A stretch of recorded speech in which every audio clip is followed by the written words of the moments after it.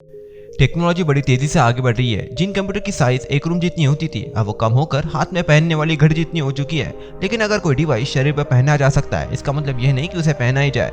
मैं आपके सामने पेश कर रहा हूँ अब तक के सबसे 10 worst wearable devices. Number 10, virtual boy. Portable gaming console जो 3D ग्राफिक दिखा सकता है, उसमें क्या गलत हो सकता है। निंटेंडो के वर्चुअल बॉय के लिए सब कुछ। 1995 के दशक में इस डिवाइस को गेम चेंजर कहा जाने लगा था, क्योंकि दूसरे कंपनी के गैजेट्स सिर्फ 2D ग्राफिक शो करते थे, लेकिन play boy 3D graphic show करता था। लेकिन यह किसने सोचा था कि यह बहुत सारे कारणों की वजह से फेल हो जाएगा। इनमें से एक कारण यह था कि यह बहुत बड़ा और भारी था, लेकिन इसके पीछे फेल होने का सबसे बड़ा कारण यह था कि यह ह्यूमन हेल्थ को अफेक्ट करता था। इसके पुअर कलर और ज्यादा रेड कलर यूज करने की वजह से प्लेयर को माइग्रेशन की परेशानी हो सकती थी, और कुछ केसेस में तो बहुत ज्यादा गेम खेलने की वजह से सीरियस केस भी सामने आए थे। इन सब कारणों की वजह से, और इसमें अगर 180 वाली इसकी प्राइस ऐड कर दे जो आज के समय में $300 हो जाएगी, तो इसकी वजह से ये प्रोडक्ट 6 महीने के बाद ही क्लोज किया गया था। भले ये प्रोडक्ट मैसिव फेलियर था, लेकिन इसकी वजह से 3D और VR डिवाइसेस में रिवॉल्यूशनरी डेवलपमेंट हुई थी, और उसके साथ कुछ हेल्थ इश्यूज भी सॉल्व हो गए थे। नंबर 9, लॉक बार रिंग। यह लॉक बार रिंग 2015 में रिलीज हुई थी। इसके क्रिएटर ने इस रिंग का डिजाइन इस तरह से बनाया था कि वह कुछ सिंपल गेस्चर को डिटेक्ट करके उस हर चीज को शॉर्टकट में कर सके जो हम दिनमर्रा की जिंदगी में यूज करते हैं। आप इस रिंग का यूज करके कॉल को आंसर करना, टेक्स्ट मैसेज करना या फिर इंस्टेंट पेमेंट करना जैसी चीजें क्विक में कर सकते थे। लेकिन यह डिवाइस कंप्लीट फेलियर था। कुछ लोगों ने इसे वर्स्ट डिवाइस एवर मेड का खिताब भी दे दिया था। उन्होंने किकस्टार इस वेबसाइट पर $1 मिलियन की फंडिंग क्रिएट की थी और एक यूजलेस डिवाइस बना दिया। इसके पीछे का रीजन ये था इसकी साइज। इसे देखकर ऐसा लगता है कि आपने अपनी उंगली में एक नेट को पहन लिया और उसे वस बना दिया था इसके ऐप ने, क्योंकि इसको वर्क करने के लिए आपके मोबाइल में यह ऐप हमेशा ओपन रहना चाहिए था, जिसकी वजह से आपके मोबाइल की बैटरी बहुत जल्दी ड्रेन हो जाती थी। और सबसे बड़ा प्रॉब्लम यह था कि यह डिवाइस सिर्फ 5 और 10% ही काम करता था। जितना समय आप कस्टमर केयर से बात करने के लिए लगाते थे, उससे अच्छा तो अपने नॉर्मल डिवाइस को यूज करके काम को इफिशिएंटली कर सकते थे। तो हम यह कह सकते हैं कि लॉन्ग बार रिंग यह हर चीज पे रूल करने के लिए तो बिल्कुल नहीं बनी थी। Number 8, beauty and geek keyboard trousers. 2012 के समय में किसी वॉइस डिजाइनर ने ट्राउजर को वायरलेस कीबोर्ड, माउस और बिल्ट इन स्पीकर के साथ बनाने के बारे में सोचा। यह कंसेप्ट सुनने में जितना धक्कादायक लगता हो, लेकिन टेक्नोलॉजी और फैशन को एक साथ मिलाना मतलब किसी डिजास्टर से कम नहीं है। ये ट्राउजर दिखने में जितने अच्छे होंगे, लेकिन कीबोर्ड को जहां पर प्लेस किया है वहां थोड़े से ऑफ जरूर है।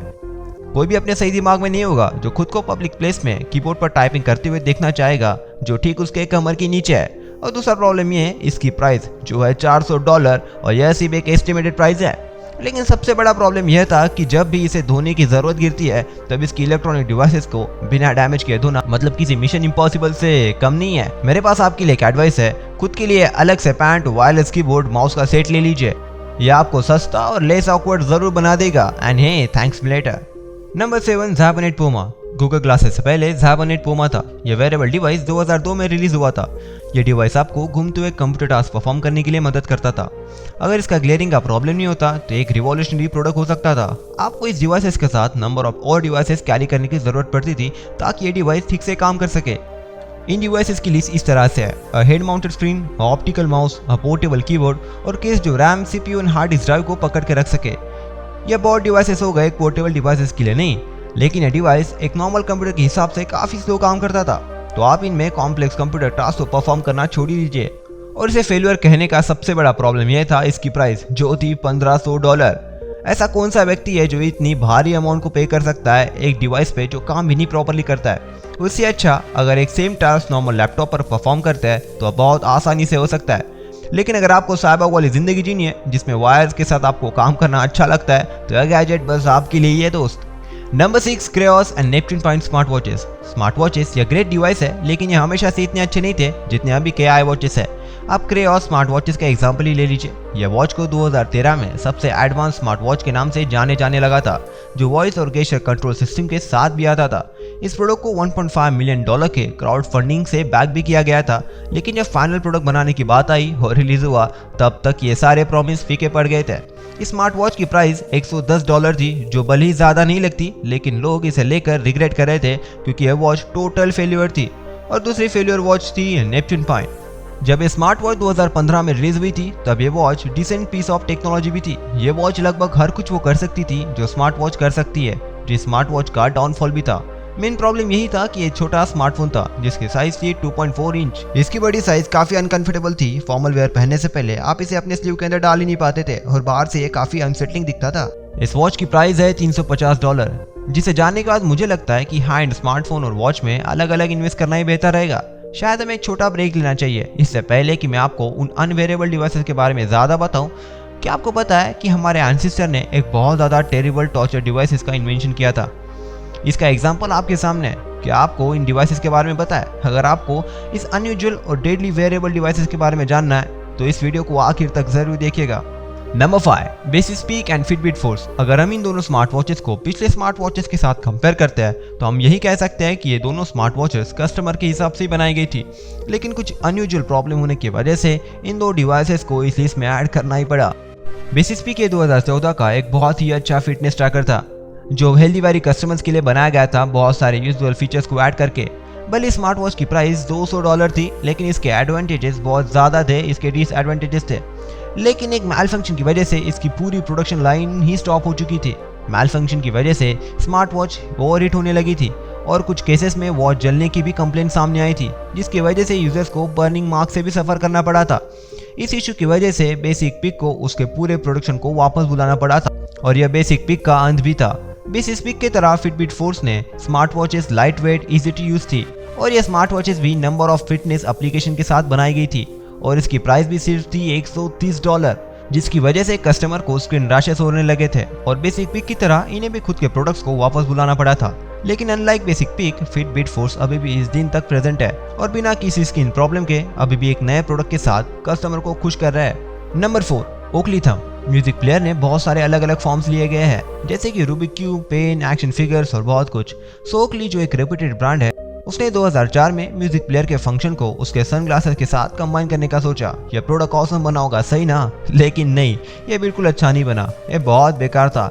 इसके बारे में बात यही थी कि यह पीस बाहर निकलने की वजह से ईयर पीस बहुत ही वियर्ड लगता था पहनने के लिए और आपको सनग्लासेस भी परफेक्ट होने के लिए एडजस्ट करना पड़ता था ताकि आप ईयर पीस को आपके कान में ठीक से बैठा सके। इसके साथ और एक प्रॉब्लम था जो था इसका स्टोरेज कैपेसिटी में। अगर आप इसके 256 MB वाले वर्जन को भी परचेस करने के बाद आप ज़्यादा से ज़्यादा 60 से 70 सॉन्ग सेव कर सकते थे और इसकी बैटरी परफॉर्मेंस भी बहुत ख़राब थी, जो फुल चार्जिंग करने के बाद सिर्फ 6 घंटे तक ही टिक सकती थी और इस वर्जन की प्राइस $300 थी, जो काफ़ी ज़्यादा एक नॉर्मल MP3 प्लेयर के मुकाबले। उससे अच्छा अगर आप इन दोनों चीज़ों को सेपरेट परचेस करते हैं तो आपके ज़्यादा पैसे बचेंगे। Number 3, QR tie. QR code ये बेसिक लाइफ का एक पार्ट बन चुका है। आपको बस एक simply QR code app scanner से स्कैन करना है और आपको उस पूरे चीज़ की पूरी डिटेल्स मिल जाएगी। मगर आपकी personal life information QR code के फॉर्म में सेव करना कैसा लगता है? सुनने में काफ़ी अच्छा लगता है, राइट? QR कोड अपने बिजनेस कार्ड पर, अपने स्मार्टफोन या फिर अपने टाई पर रख सकते हैं। जो आइडिया मैं आपको बता रहा हूँ, ये रायन जे बुचके इस नाम के व्यक्ति ने सोची थी। इसने सोचा था कि अगर हम हमारे पर्सनल इंफॉर्मेशन वाले QR कोड को टाई के पीछे रखते हैं तो यह ग्रेट आइडिया हो सकती है। और बाद में इस व्यक्ति ने 2013 में किकस्टार्टर पर खुद का एक कैंपेन रन किया, लेकिन किकस्टार्टर पर यह आइडिया अच्छा सक्सेसफुल नहीं हुआ। इस आइडिया को सिर्फ 52 लोगों ने सपोर्ट किया था, क्योंकि आप अपनी इंफॉर्मेशन स्मार्टफोन और अदर सोर्सेज का यूज करके आसानी से शेयर कर सकते हैं। और जिस तरह का मॉडल इन्होंने अपने एडवर्टाइजमेंट रखा था और उसे देखने के बाद मुझे तो नहीं लगता कि आपने कोई QR कोड वाला टाई यूज करना चाहिए। Number 2, head mounted wearables. कुछ हेड माउंटेड वेरेबल्स दिखने में और यूज करने में ठीक है, लेकिन जो गैजेट्स मैं आपको बताने वाला हूँ उसके बारे में सोचना भी थोड़ा मुश्किल है। पहला ये हेड फ्लैट। यह गैजेट मोबाइल को पकड़ने का काम करता है। इससे आप अपने स्मार्टफोन से एक और स्मार्टफोन को बिना पकड़े ही मूव कर सकते हैं। ये head mounted toilet roll dispenser या फिर हेड गियर को आपके रिमोट अपने सर पर चिपकाने में मदद करता है और इसी तरह से ये यूजलेस भी है और इसे यूज़ करने की बिल्कुल भी ज़रूरत नहीं है, क्योंकि आखिर में आपको उंगली को यूज़ करके स्मार्टफोन को नेविगेट करने की ज़रूरत ही पड़ती है। इससे ज़्यादा फनी बात यह है कि इसकी प्राइस $49 है। आप इस पैसे से इस गैजेट का खुद का सस्ता वाला वर्जन बना सकते हैं। अगला जो वेरिएबल मैं आपको बताने जा रहा हूँ वह फैशन इंडस्ट्री के लिए कीबोर्ड ट्राउजर से बड़ा डिजास्टर है, जिसका नाम है एसर सेल्फी हैट। यह बेसिकली एक बड़े साइज का पिंक हैट है जिस पर टैबलेट को माउंट किया जा सकता है, जो आपको सेल्फी लेने में मदद करता है। इस वेरिएबल या फिर इस गैजेट को आप कुछ भी बुला सकते हैं। इसने लिमिटेड नंबर में लंदन फैशन वीक सेल में सेल भी किया गया था। इस मॉन्स्टर सिटी के डिजाइनर का नाम था क्रिस्टियन क्रॉन सॉनलेंस। यह क्लियर है कि जब हेड माउंटेड मॉन्स्टर सिटी को बनाया जा रहा था तब इसके क्रिएटर का दिमाग ठिकाने पे तो जरूर नहीं रहा होगा। Number 1, capture. जो वेरेबल डिवाइस मैं आपको बता रहा हूँ वो आपके सिंपल थॉट या फिर आपके फैमिली और फ्रेंड के साथ हो रहे कन्वर्सेशन को ऑडियो में रिकॉर्ड कर सकता है। ऐसा गैजेट तो आपके पास चाहिए ही चाहिए। फॉर्चुनेटली कैप्चर नाम की इस डिवाइसेस को 2013 में बनाया गया था। यह गैजेट एक विज़बैंड है जो 1 मिनट तक के ऑडियो को रिकॉर्ड करने का काम करता है। ये गैजेट उनके लिए बहुत काम का है जिन लोगों को रेयर यूरेका मूवमेंट्स होते हैं। उन लोगों के लिए ये तो भगवान ने भेजे हुए गैजेट जैसा ही काम करता है, लेकिन जब ठीक से काम करे तभी ना। कस्टमर रिव्यू के हिसाब से इंस्ट्रक्शन मैनुअल पढ़ने के बाद इस गैजेट को यूज़ करना बहुत ज़्यादा हार्ड था। कस्टमर बहुत बार बिना कोई ऑडियो रिकॉर्ड किए गई इस डिवाइस को मल्टीपल टाइम प्रेस करते हुए दिखाई दिए गए, क्योंकि ये डिवाइस बहुत बार अनरिस्पॉन्सिव था। लोगों के लिए इससे अच्छा तो वह स्मार्टफोन में मिलने वाले वॉइस रिकॉर्डर था, जिसे वो यूज़ करके इससे अच्छा रिजल्ट पा सकते थे। चलो अब हम अनयूजुअल वेरेबल डिवाइस के बारे में जानते हैं, जिसके बारे में मैं आपको बता रहा था। इस डिवाइस का नाम है हैट्रिक्स 4। स्पेनिश इंक्विजिशन के दौरान इस इंस्ट्रूमेंट का यूज़ हैट्रिक को टॉर्चर करने के लिए यूज़ किया जाता था। यह 2-साइडेड फॉर्क लोगों के चिन और चेस्ट के बीच में लगाया जाता है, जिसकी वजह से वह पर्सन किसी भी हेड माउंट के लिए इनकैपेबल हो जाता है। नहीं तो वह फिर उसे इंजरीज का सामना करना पड़ता है, लेकिन यह जानलेवा नहीं है। इस प्रोसेस में लोगों को बहुत ज़्यादा पेन से गुजरना पड़ता था। यह बहुत ज़्यादा क्रूअल डिवाइस है, लेकिन मैं इस बारे में श्योर हूँ कि किसी को भी यह डिवाइस पब्लिक प्लेस में पहनने की बिल्कुल भी इच्छा नहीं होगी। अगर आप यहाँ तक वीडियो देख रहे हो तो आपको पता है कि आप में स्मार्टनेस की हंगर है, और स्मार्टनेस की हंगर को चाहिए डेली स्मार्टनेस का डोज, जो हम आपको गारंटीड देते हैं। तो please do like, share and subscribe, और वो घंटी को बजा के ऑल पे क्लिक जरूर कर देना। तो अब तक के लिए इतना ही, तब तक देखिए लेफ्ट या फिर राइट। बाय।